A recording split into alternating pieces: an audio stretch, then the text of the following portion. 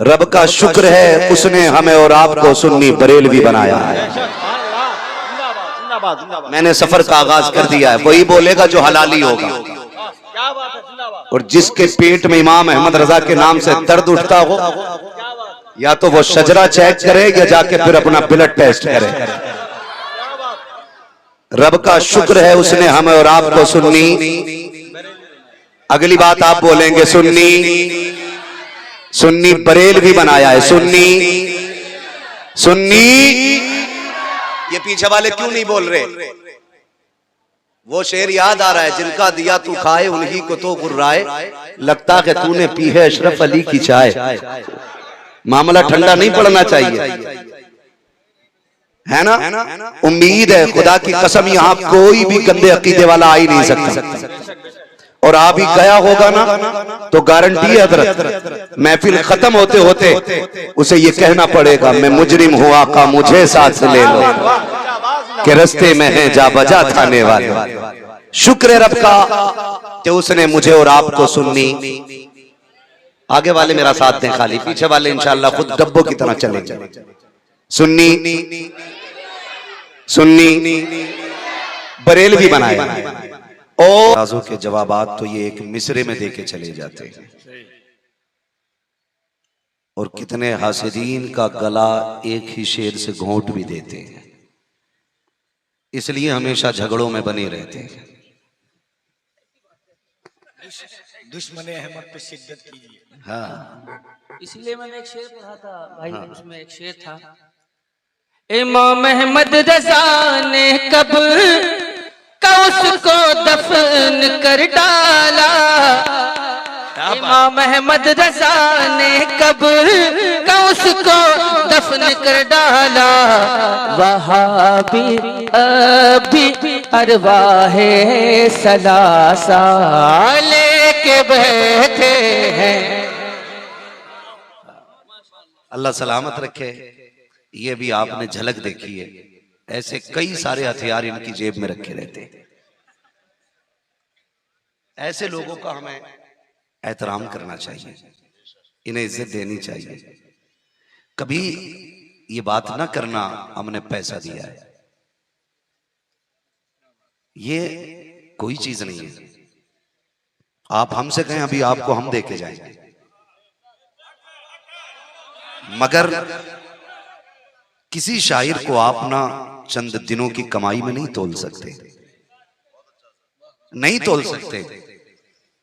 दौलत की औकात तब पता चलती है जब उम्र गुजर जाती है, बंदा एड़ियां रगड़ता रह जाता और हुजूर की दरबार की हाजिरी नहीं होती है,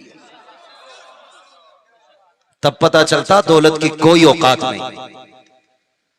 ये सब नसीब की बात है। खाली अगर पैसे से कोई नात खां बन जाते ना तो सारे ही नात खां होते। सच ये है कि जिसे चाहा दर पे बुला लिया, जिसे चाहा अपना बना लिया। ये बड़े करम के हैं फैसले, ये बड़े नसीब की बात है, ये बड़े नसीब की बात है। तो इन बातों पे गुस्सा ना किया करो। और नात हो या तकरीर हो उतनी सुना करो जितनी हजम कर लिया गया। बात कड़वी आ रही है, बर्दाश्त कीजिएगा। और मैं इसी से मशहूर भी हूं। मैं पहले कह दूं, मैं आईना को दिखाऊंगा दाग चेहरे के, जिसे खराब लगे सामने से हट जाए। हाय हाय हाय, नारे तकबीर, नारे रिसालत।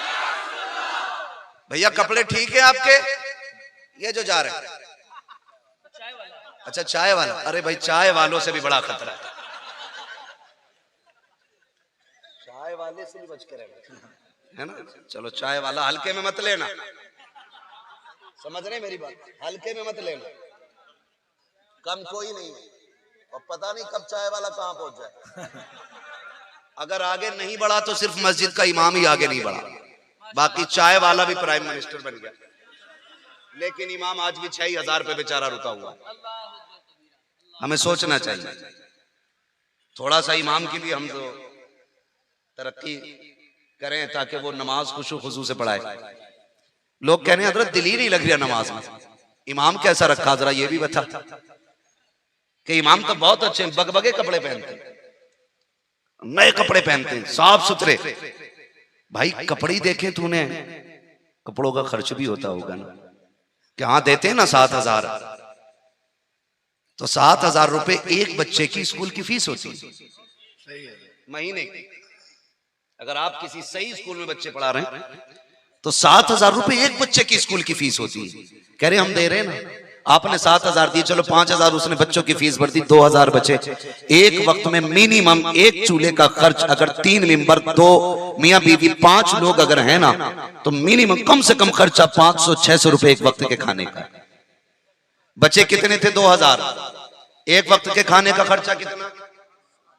500 मैंने कम से कम जोड़ा है, 500 कम से कम जोड़ा। 1,000 रुपए रोज का खर्च एक चूल्हे का है, रोज का खर्च हो गया। अब 2 दिन में 2,000 खत्म, 28 दिन इमाम क्या करेगा? तावीज करता तो कहते हैं देखा रखना नहीं है, डोरी कर रहे हैं। दुकान कर ले कि नहीं रखना, इमाम साहब ने दुकान रख ली है। हम इतना देते भी नहीं है कि उसके बच्चों का खर्चा चल सके, और उसे कुछ करना भी नहीं देते। तो फिर एक काम करो, जहर दे दिया करो।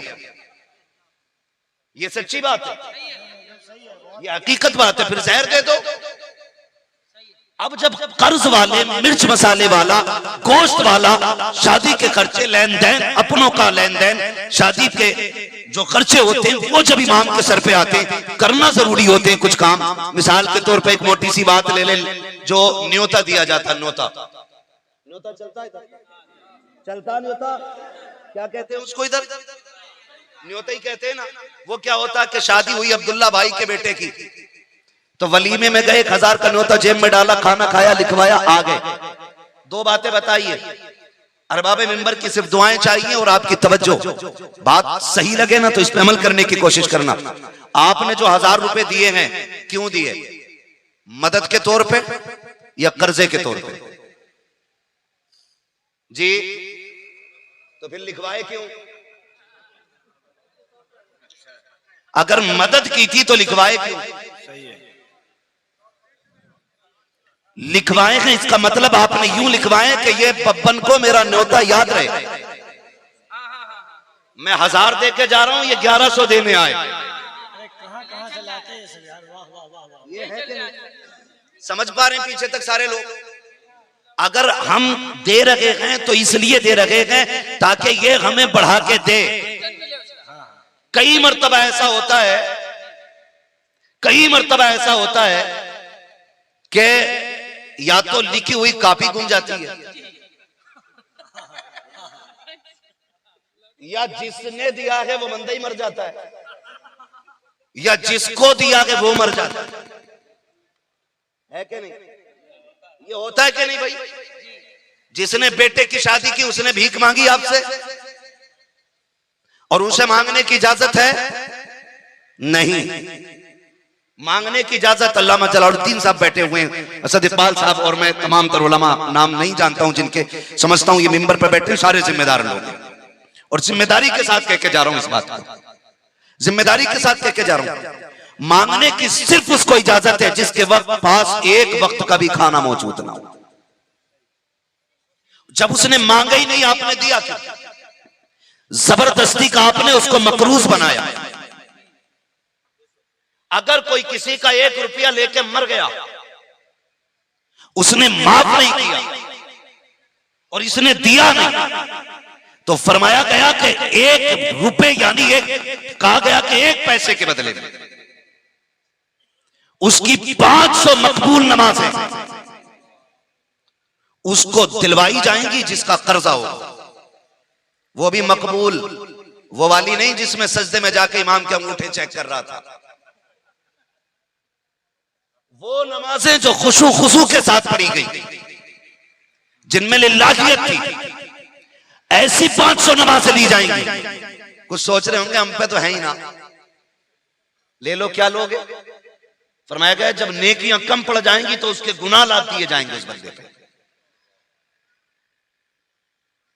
फिर गुनाह लाद दिए जाएंगे।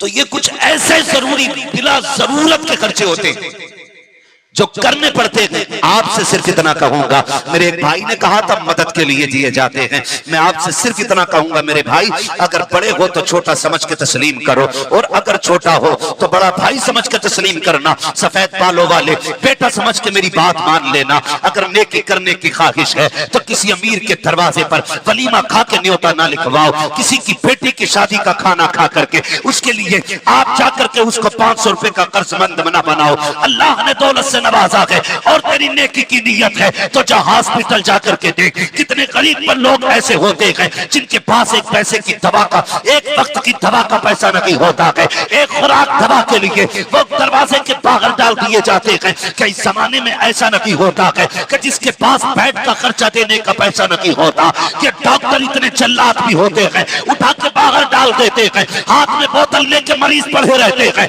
अगर तुम रब की रजा चाहते हो उस पैसे को लो, हॉस्पिटल चले जाओ, किसी के आगे नाम ना लिखवाना, नाम ना बताना, वो पैसा किसी गरीब की जेब में डाल दे, खुदा की कसम काबे वाला भी राजी हो जाएगा और साथ में मदीने वाला भी राजी हो जाएगा। अरे